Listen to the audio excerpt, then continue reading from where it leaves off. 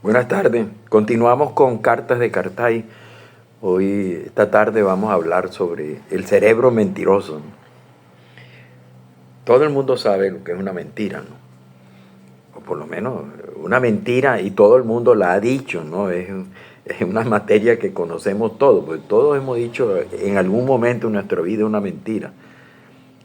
Porque hay muchos tipos de mentiras, ¿no? Hay mentiras diplomáticas, mentiras malintencionadas, mentiras, e incluso ahí está una mentira verdadera que decía Sócrates. Sócrates decía que una mentira verdadera es aquella que te miente sobre las cosas que son absolutamente esenciales para tu vida. Es decir, yo me imagino que la mentira verdadera que decía es la que habla sobre tu origen, la que te dice que tú eres hijo de un señor y una señora, cuando en realidad el padre tuyo es completamente, no es lo que tú crees, no es tu papá, sino que el que tú llamas que es tu papá, sino que es otra persona con la cual tu mamá le fue infiel a tu papá y tuvieron un niño y eres tú, pero nadie lo dice. Eso es un secreto que guarda la señora y que no lo sabe tampoco el señor, y menos lo sabes tú. Mentir sobre algo tan íntimo, sobre algo tan importante como es sobre el origen biológico de una persona, es una mentira verdadera para Platón, porque toca las cosas fundamentales tuyas. Mentiras que, por ejemplo, una mentira verdadera, es una mentira de, tú eres casado y tú le preguntas a tu esposa que qué estaba haciendo, qué estuvo haciendo esta tarde, y ella te dice que estuvo en el centro comercial viendo ropas, viendo zapatos, y en realidad ella estaba con una persona en apartamento de esa persona o en una casa, pues teniendo relaciones con alguien, pues te está mintiendo. De esas son mentiras verdaderas que tocan profundamente tu vida y te desestabilizan, ¿no? El que la ha vivido sabe lo que significa esa mentira, ¿no? Trastoca todo el mundo, ¿no? El mundo conocido. Te desestabiliza, diríamos, tu personalidad. Y muchas veces ocurre que todo el mundo sabe que a uno le están siendo infiel y el último que lo sabe es uno. Nadie le dice, porque a la gente le da miedo decirle a uno la mentira verdadera. Nadie le dice. Eso es en las telenovelas, por ejemplo.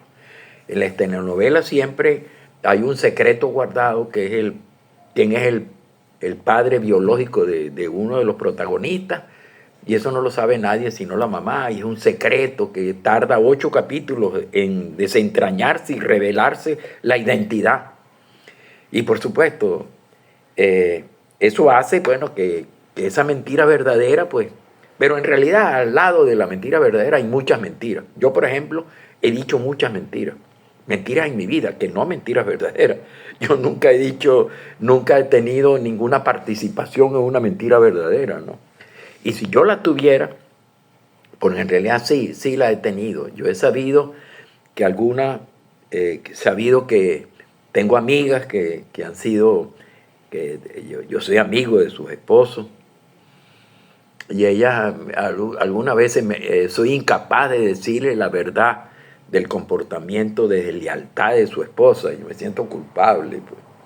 Yo no le he dicho la mentira verdadera. Y también sé de algunas señoras que han cometido infidelidad, y yo no se lo digo a mi amigo, porque es mi amigo. Hay gente que es muy... que habla con la verdad, dicen ellos, y dicen todas las cosas, pero a mí me cuesta mucho decir las mentiras verdaderas. Yo lo que sí digo son muchas mentiras, hasta el punto de que cuando era niño, yo recuerdo que en mi casa desconfiaban de mí, porque yo era muy mentiroso cuando era niño. Y yo siempre me pregunté, ¿por qué soy tan mentiroso? Incluso, no solamente eso, sino que logré comprender ese impulso que uno tiene a mentir para defenderse, para evitar la culpa, para salvarse de una paliza del padre, por decir, por ejemplo, una mentira. Fuiste al río, ¿dónde estaba? Yo estaba estudiando. Y fuiste al río.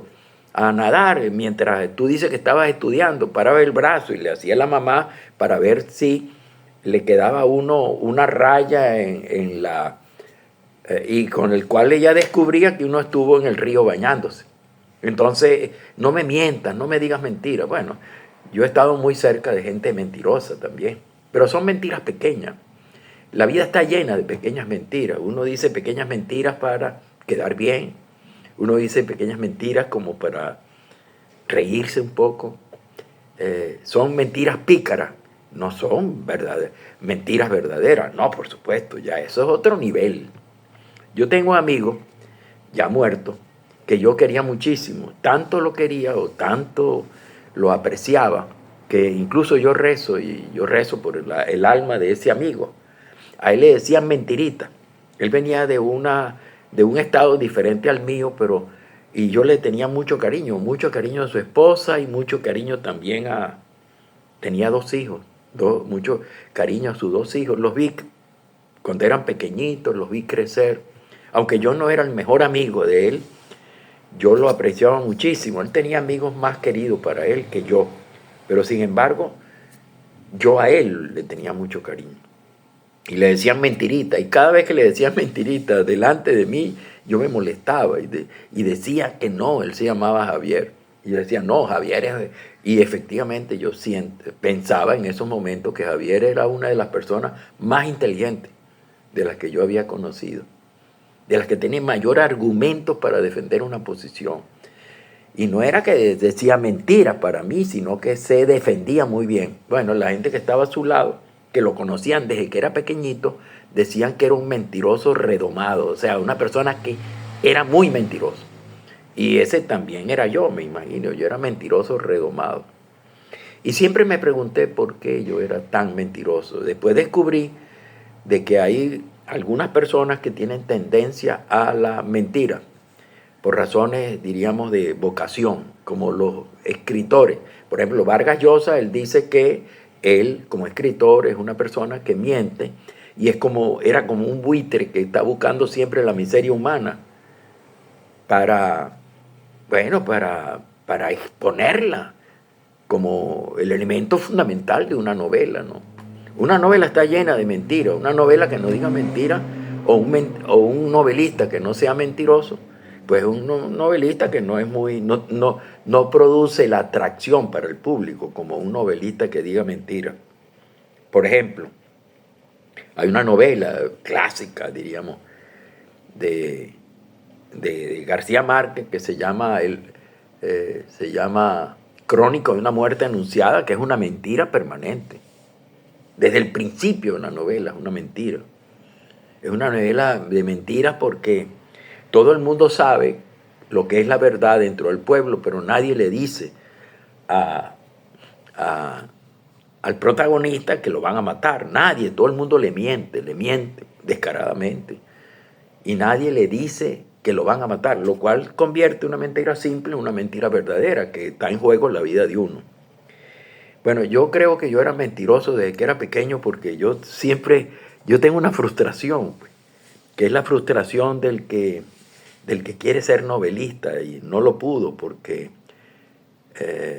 intenté hacer, incluso yo creo que por ahí están 2 novelas que le he perdido la pista, pero que deben estar en alguna caja o algún cartón o algún mueble perdido.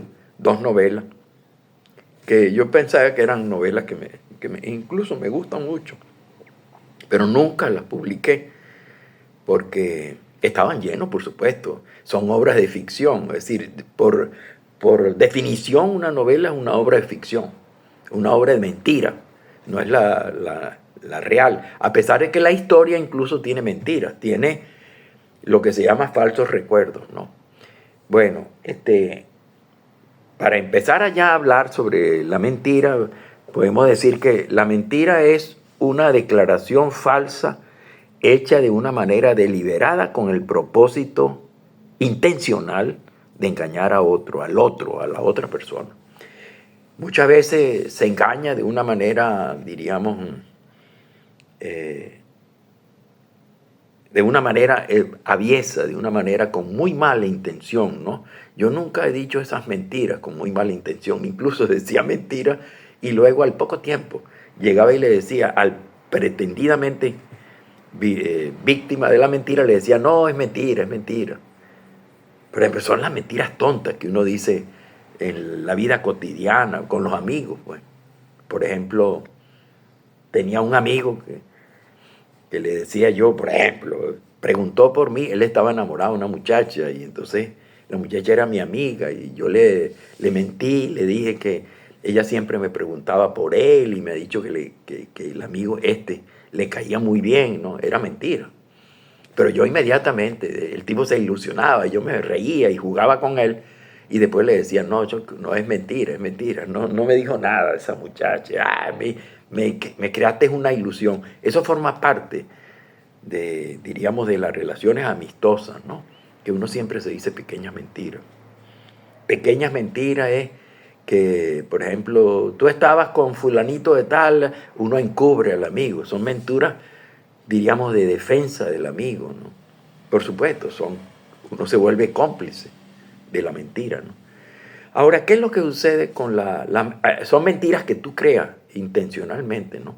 Pero hay mentiras que no son intencionadas. Son mentiras creadas por el propio cerebro. ¿Cómo es eso? Es lo que se llama los falsos recuerdos. Es decir, cuando uno relata un cuento, cuando uno ha hecho un cuento de cuando era niño y entonces uno ha hecho un cuento completo, un relato sin fisura, un relato sin grieta ninguna, sin vacío. Y si hay un vacío, inmediatamente la imaginación lo llena. Es decir, en los relatos el cerebro no acepta que hayan espacios vacíos en las narraciones. Si hay algo que está allí, hay un hueco en el relato, una grieta en el relato, el cerebro la llena imaginativamente. Entonces uno cree que las cosas ocurrieron así y se convence de que efectivamente así fue que sucedió. Bueno, yo he descubierto que yo he dicho muchas mentiras sin darme cuenta. Mi cerebro ha creado, diríamos, muchísimos huecos que la imaginación mía nos ha llenado. Entonces, yo he terminado creyendo que así fue que sucedieron las cosas, ¿no? Pero en realidad puede que no hayan sucedido así. En realidad, el cerebro es un narrador poco confiable. Y el cerebro es una herramienta para un novelista. Y con los falsos recuerdos Bueno, ¿qué significa un falso recuerdo? Falso recuerdo es el llenado del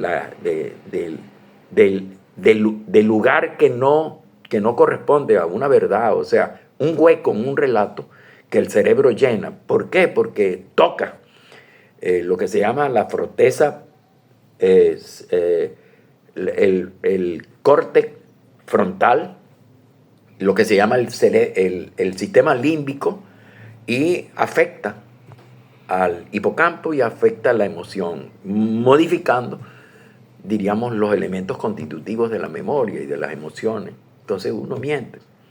A veces uno se da cuenta que está mintiendo. No lo hace con mala intención, sino que el cerebro lo engaña a uno. Entonces habría dos tipos de mentiras. La mentira que uno dice con el propósito de intencionalmente de hacer daño al otro. Y hay una mentira, diríamos, que se encarga el cerebro, que no es con el propósito de engañar a nadie, sino el propósito del cerebro es engañarse a uno. Y entonces es una mentira que uno se mete a sí mismo, reconstruyendo su biografía. Uno termina creyendo eso. Y bueno, simplemente, entonces tendríamos que distinguir entre dos tipos de mentiras. La mentira explícita, que es la mentira esa que es la declaración falsa que uno hace para perjudicar al otro, porque es una declaración falsa, que es intencional y falsa. Y la otra mentira es la autojustificación, que es la mentira del cerebro. Yo voy a tratar de explicarlo. Voy a explicarlo con un ejemplo que me pareció sumamente interesante, una anécdota, no mía, sino de otra persona. En el año, en el año 74, corrió desde 74, principios del 75, corrió la especie mundial de que según Nostradamus, según el calendario maya, el mundo se iba a acabar. Y había también alguna alarma producida por el hecho de que algunos astrónomos habían hablado de que un meteoro muy grande de proporciones se acercaba a la Tierra y que inevitablemente iba a chocar contra la Tierra y posiblemente podía producir, diríamos, el fin del mundo. Y entonces, pues, todo el mundo creyó en eso, ¿no? En el año 75 yo también lo oí, pero no le hice mucho caso. Cuando uno es joven no le hace mucho caso a esas predicciones, pero mucha gente sí le hizo caso. Hay algunos que se suicidaron, dijo la prensa, y hay otros que vendieron lo que tenían. Hay mujeres vírgenes que se acostaron para no morir cuando llegara el fin del mundo y no las agarrara con la virginidad y sin haber conocido el placer de la relación. Bueno, hay mucha gente que tuvo cambios conductuales. Y bueno, un investigador, psicólogo, llamado Leon Festinger, importante de los Estados Unidos, se decidió investigar sobre el fin del mundo. Y entonces se dio cuenta de que el centro principal de la especie de que el mundo se iba a acabar era una asociación o como una corporación, una asociación que tenía su sede en Nueva York, y él se infiltró en esa corporación. Como él imaginaba que el fin del mundo era mentira, porque psicólogo no es porque lo haya sabido, sino que dijo, voy a correr el riesgo de que el mundo se acaba o no se acaba, pero quiero correrlo tratando de desmitificar a una especie que corría libremente por todo el mundo y que angustiaba a mucha gente. Y entonces él estuvo durante los días precedentes al 21 de diciembre con el propósito de ver si se acababa el mundo, anotando las reacciones de los seguidores del profeta que había pronosticado el desastre. Y bueno, pero lo hacía de manera encubierta. El 22 de diciembre, el día después del fin del mundo, él estuvo todo el día también haciendo anotaciones, porque él pensaba que como resultado del hecho de que la especie, de que no se había acabado el mundo, iba a producir un efecto muy grande en el grupo de seguidores. Él estuvo pendiente el 22, el 23, 24 de las reacciones de los simpatizantes del profeta y llegó a una conclusión para él asombrosa, que a pesar de que era un error, de que era una mentira, de que era una mala profecía, una profecía quizás intencionada para conseguir recursos, él hablaba con los simpatizantes que ya habían descubierto que el 21 de diciembre no se había acabado el mundo, porque estaba ya el 23, 24 de diciembre, y descubrió una verdad, descubrió una reacción que lo dejó impresionado. Antes que producir rechazo del profeta entre los simpatizantes, lo que hicieron fue tener aún más confianza en el profeta y aumentar su nivel, diríamos, su nivel de seguimiento y de incondicionalidad con respecto al profeta. Entonces él trató de explicarlo desde el punto de vista de la psicología diciendo que es una especie de autojustificación mental, que es incluso mucho más peligrosa y poderosa que lo que es la mentira explícita, que es la mentira esa que yo estoy diciendo. Lo que uno hace para justificarse, para justificar una ausencia. Por ejemplo, ¿dónde estuviste? Y uno miente, se me echó a perder el carro y cosas de eso, ¿no? Se me reventó una rueda, ¿no? Siempre esas pequeñas mentiras. Yo, por ejemplo, he hecho muchas mentiras. Llegaba mal a un examen o llegaba a un sitio y tenía siempre una mentira, que era la mentira. No iba a una reunión, no iba a un sitio. ¿Y por qué no viniste? Porque es que estaba enfermo de diarrea, decía yo. Descubrí que la diarrea es una cosa de la cual nadie habla porque es vergonzosa. Entonces nadie me pedía explicaciones. Tenía diarrea y tenía diarrea. Pero si hubiera dicho otra mentira, me hubieran dicho, bueno, explícame qué fue lo que pasó. Entonces, pero yo tuve esa excusa maravillosa de la diarrea para ausentarme, ¿cómo se llama? Para dejar de hacer las cosas en algunos momentos, etcétera, para esconder mi falta de responsabilidad. La autojustificación es la justificación del cerebro, que se niega a reconocer el error, que se niega a asumir la responsabilidad por el error y siempre le achaca el error al otro o a la circunstancia. No, un error del cual se difumina la responsabilidad.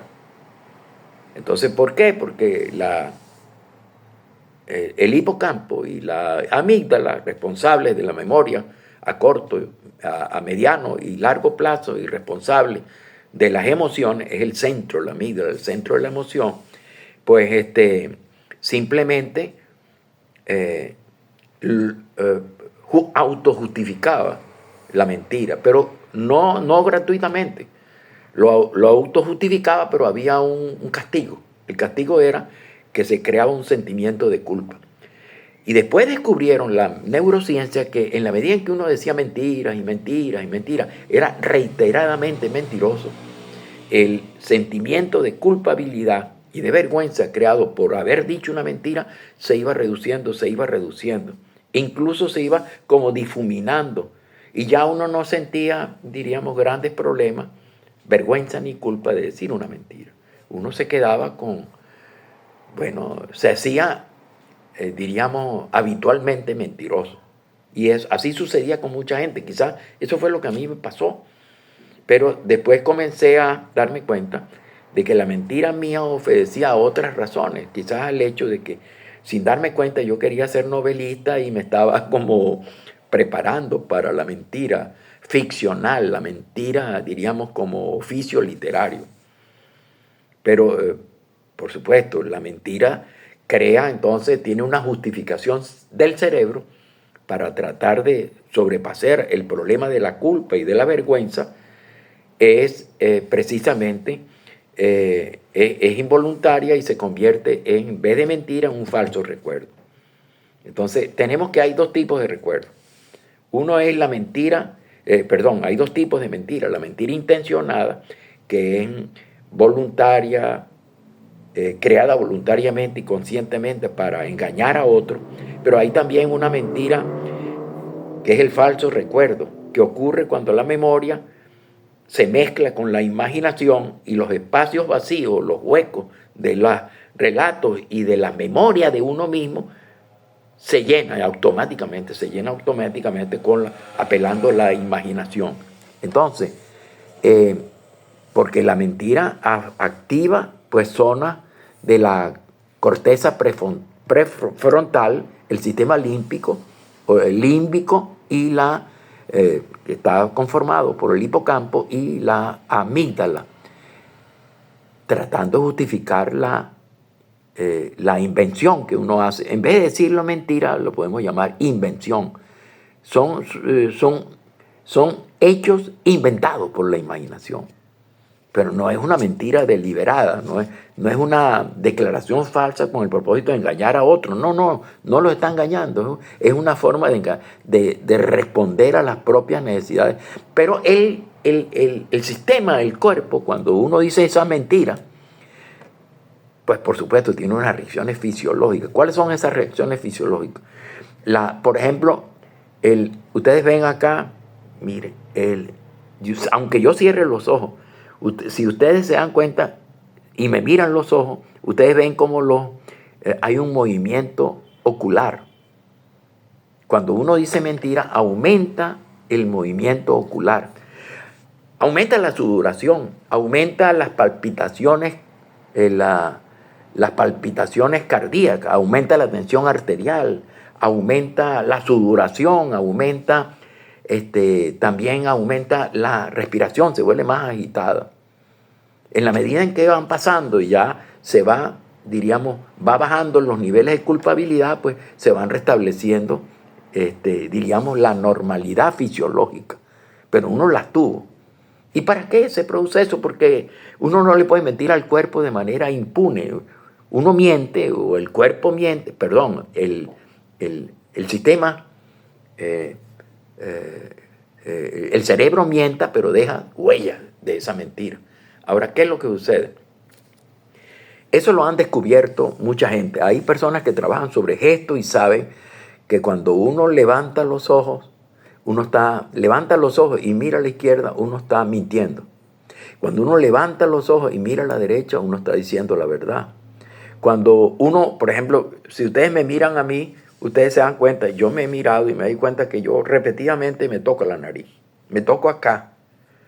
Me toca acá porque yo tuve ahí una ronchita y a veces me pica. Y me toca de una manera como un tic. Y ese es un signo de que estoy diciendo mentira, pero no estoy diciendo mentira. Es decir, es un tic que sobrepasa mi capacidad de encubrir o de decir mentira. Otra cosa es que uno se tapa la boca. Yo no me la tapo. Pero cuando uno está hablando y se tapa la boca, es porque está como diciendo voy a mentir o estoy mintiendo.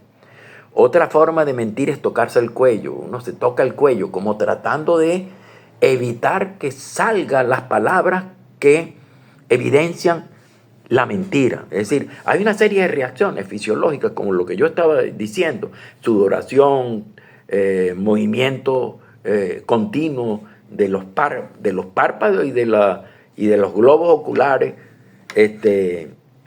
también palpitaciones aceleradas del corazón, aumenta los niveles, porque eso lo han medido en laboratorio, pero para tratar de descubrir entonces por qué uno miente y cuáles son las consecuencias de mentir.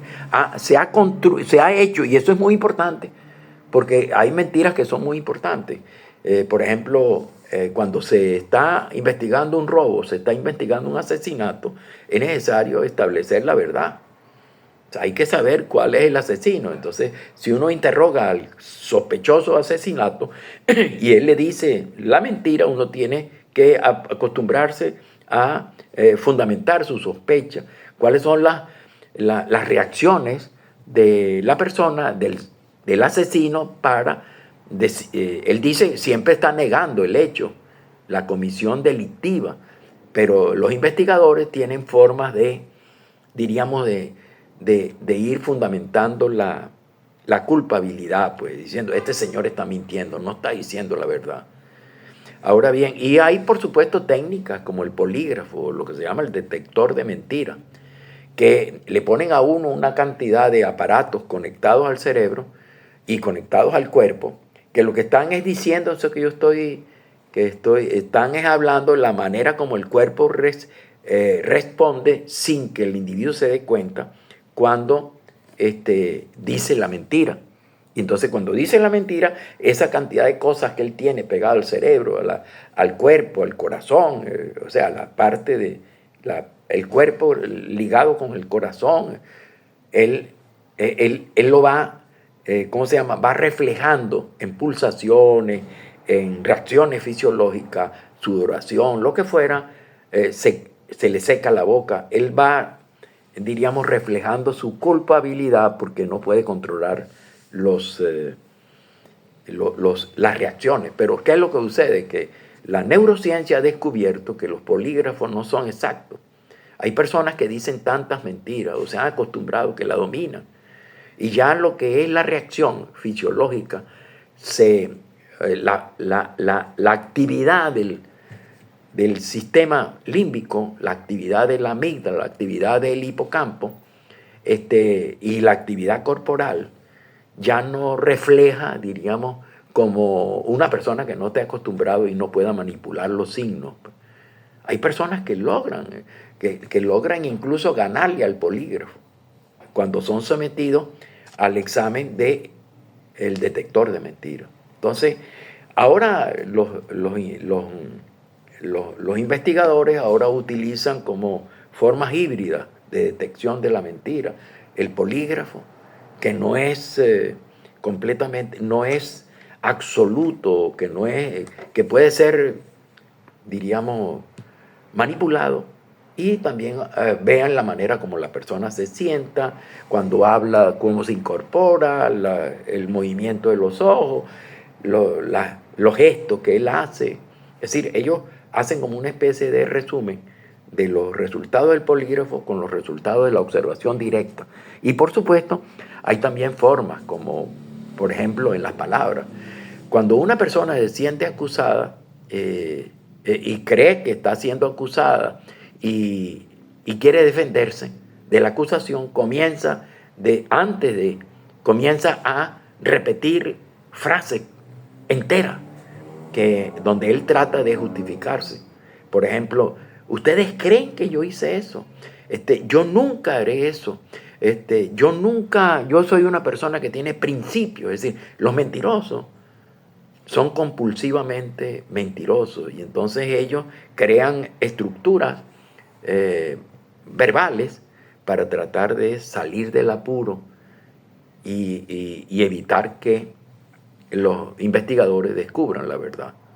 Entonces, ellos les cuesta muchísimo, pero hay personas que lo hacen. Hay personas que lo hacen.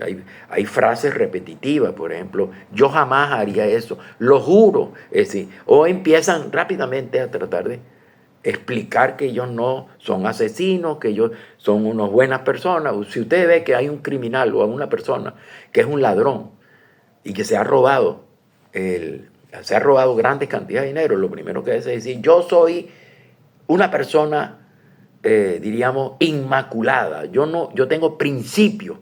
Desde niño yo tengo principios. A mí no me interesa, yo no soy codicioso, no me interesa la riqueza. Bueno, me imagino que cuando los investigadores oyen esas declaraciones tan, diríamos, tan entusiasmadas de inocencia de una persona que se le ha demostrado que es en realidad un delincuente de cuello blanco, se deben reír diciendo, este tipo no encuentra cómo justificar. Y así sucede en la vida.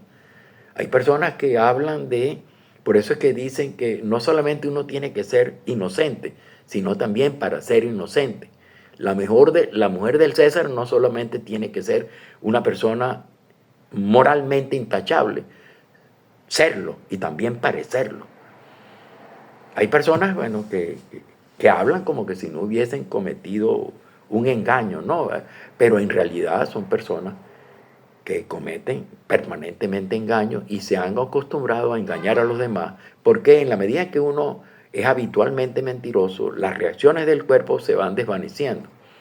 Entonces ya uno no tiene diríamos, ese gesto que pueda acusarlo frente a los que examinan sus gestos, sus palabras y sus declaraciones. Ese era lo culpable, pues. Entonces, voy a ver si tengo alguna cosa aquí. O sea, que ya los cambios fisiológicos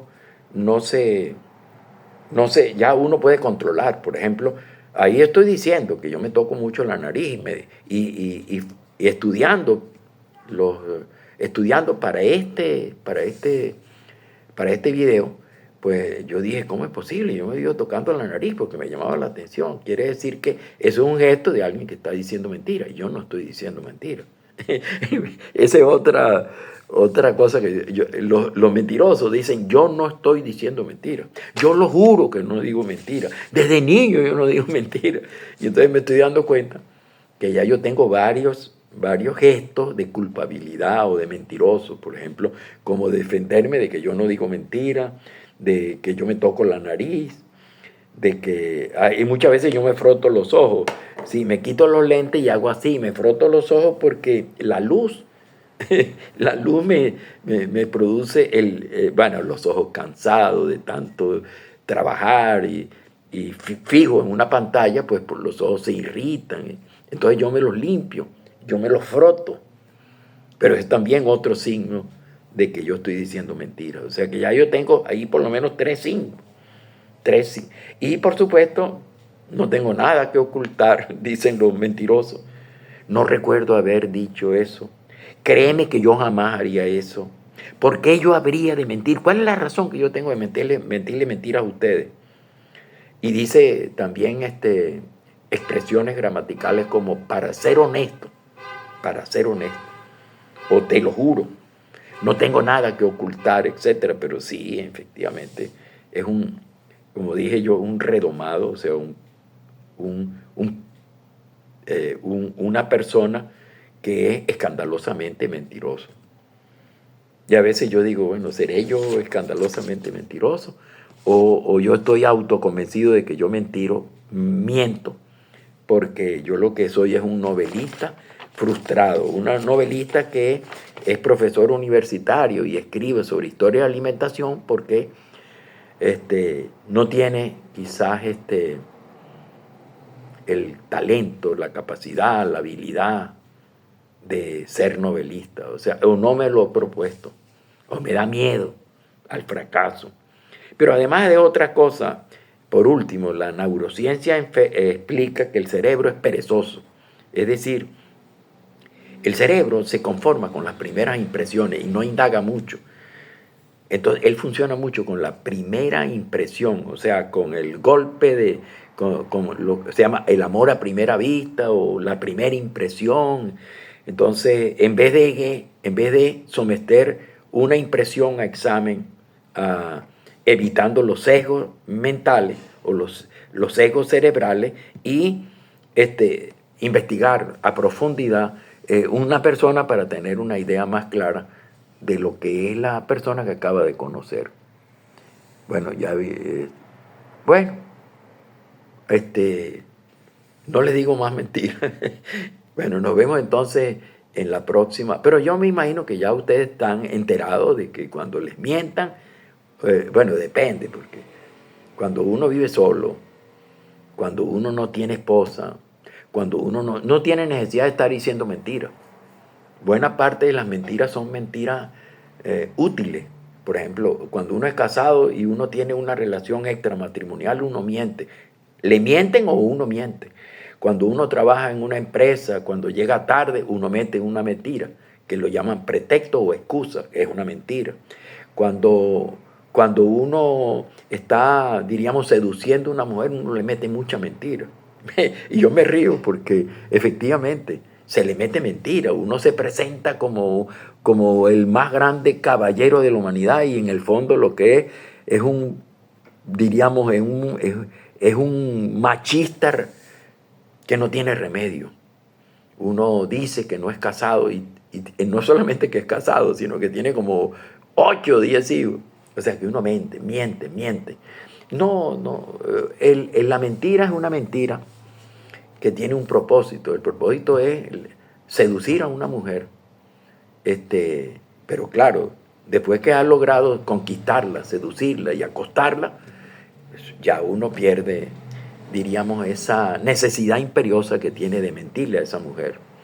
Porque siempre la mentira, dicen también la literatura, que tiene patas cortas y siempre se sabe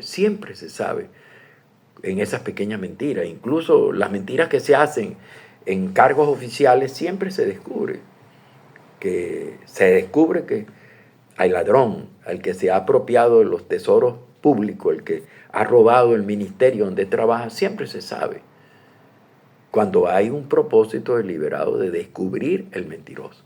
Bueno, amigos, nos vemos y no digan mentiras que hagan daño a los demás, y si dicen mentiras, que sean mentiras chiquiticas, de patas cortas, y que no dañen al otro, sino que ayuden diríamos, simplemente sean mentiras, pequeñas mentiras diplomáticas.